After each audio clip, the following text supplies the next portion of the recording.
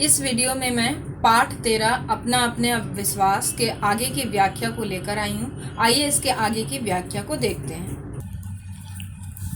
इससे पहले वाले वीडियो में हमने देखा था कि चीनी अब जब उससे ईश्वर के बारे में पूछा जाता है तो वह एक स्टोरी सुनाते हैं। यहाँ पर देखिए वो बताते हैं कि एक समुद्र तट के किनारे कुछ व्यक्ति आके रुकते हैं जिसमें सभी अलग अलग धर्म के थे।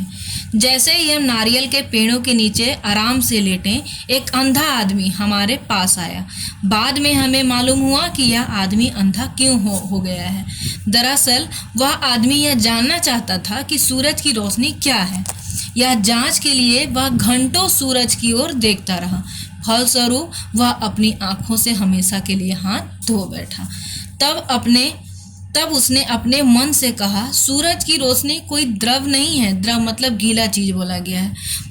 द्रव कोई द्रव चीज नहीं है, कोई द्रव नहीं है, क्योंकि अगर वह द्रव होती तो उसे एक बर्तन से दूसरे बर्तन में उड़ेला जा सकता था।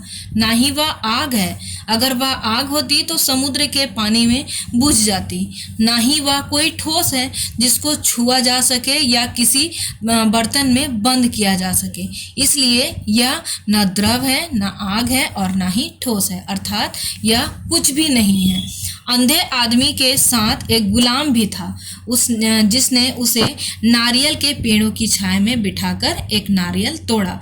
उसने उसके बारीक रेशों की एक बत्ती बनाई और फिर उसे नारियल के तेल में भिगोया। जब वह यह सब कुछ कर रहा था तो अंधे आदमी ने गुलाम से पूछा। अंधा व्यक्ति था, वो अपने गुलाम से पूछता है कि तुम यह बताओ कि क्या मेरा यह विश्वास ठीक नहीं है कि सूरज कोई चीज नहीं है? क्या तुम नहीं देखते कि यहाँ कितना अंधेरा है? फिर भी लोग कहते हैं कि सूरज नाम की कोई चीज इस दुनिया में है। अगर सूरज कोई चीज है तो वह क्या है? अब वह अपने जो अंधा व्यक्ति था वो अपने जो उसके साथ वो जो व्यक्ति था गुलाम उससे पूछता है। गुलाम अंधे आदमी को अपने झोपड़े में ले आया। उसको अपनी टूटी हुई चारपाई पर बिठाते हुए कहा, मैं यह तो नहीं जानता कि सूरज क्या है, क्योंकि उस पर विचार करना मेरा काम नहीं है। मैं तो केवल इतना जानता हूँ कि रोशनी क्या है। इस झोपड़ी के अंधेरे को खत्म करने के लिए मैंने एक दीपक जलाया है, जिसकी सहायता से मैं झोपड़ी में रखी हुई हर चीज को देख सकता हूँ। यह है मेरा सूरज। उसका नजरिया है कि जो रोशनी देता है, उस अंधेरे कमरे को जिसने रोशनी दिया, तो वह बोलता है कि यही मेरा यही जो रोशनी फैल रही है यही मेरा सूरज है। एक लंगड़ा आदमी जो घड़ी का सहारा लिए इस झोपड़ी के सामने से गुजर रहा था।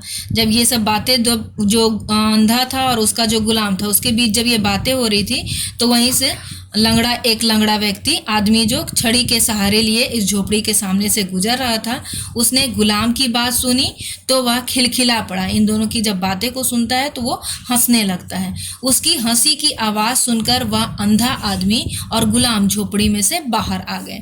तुम भी सारी उम्र अंधे ही रहोगे, लंगड़े आदमी ने अंधे से कहा। तुम इतना भी नहीं जानते कि सूरज क्या है?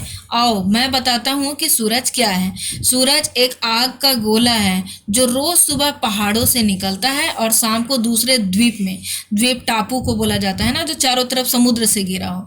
तो यहाँ पर बताया गया है द्वीप से मीलों दूर पहाड़ों में छिप जाता है। हम तो हमेशा से यही देखते आए हैं। तुम्हारी आंखें होती तो तुम भी यही देखते।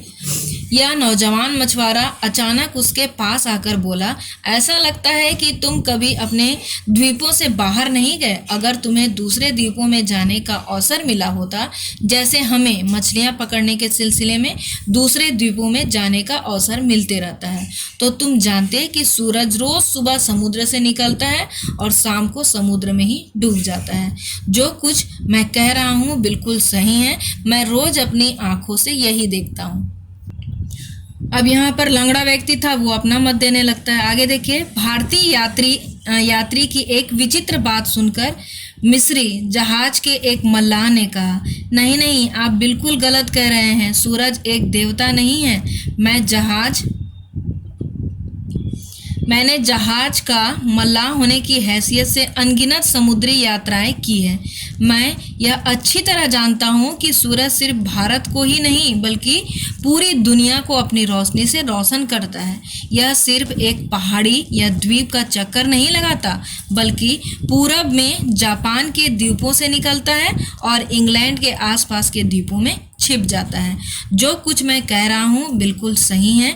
मेरे दादा भी यही कहा करते थे। मतलब ये अपने दादा से सुना हुआ जो बात था, ये इन लोगों को ये बता रहा था, इन लोगों से कह रहा था।